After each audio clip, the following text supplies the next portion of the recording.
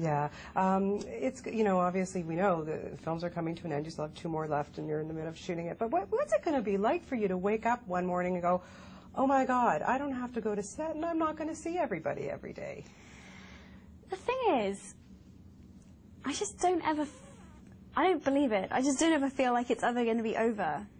And I think it's going to live on through, you know, new generations of children will keep reading the books, watching the films. You know, we're splitting the last book into 2 parts, so I have a ton of filming to finish on that.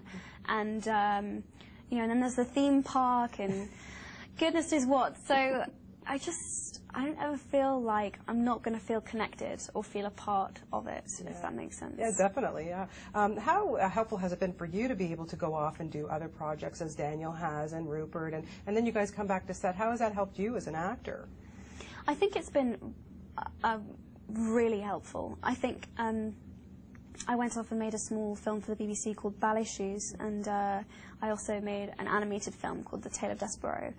And, you know, even though they were small projects, just going away, doing something different, I learned so much. And I think the filmmakers really saw a difference in my performance because they really thought that I'd taken something away and I'd learned something. So that was really rewarding, and I'm really glad that I went and did different things. Yeah. Does it still amaze you after all this time, you know, when you go to premieres in London, like where thousands of fans are standing there in the pouring rain, you know, just to get a glimpse, and of course here in New York last night, and does it, you know, do you still like, wow?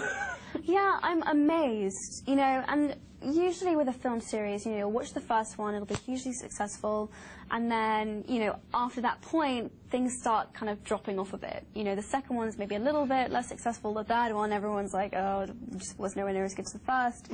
But with Harry Potter, they just seem to keep getting bigger and better every single time, and I keep thinking that's impossible, but it seems to keep happening, and it's so exciting. It just seems to gain more momentum, and I think we're reaching an older audience now as well than we ever were before, so our audience is even bigger, and it's just mad, really.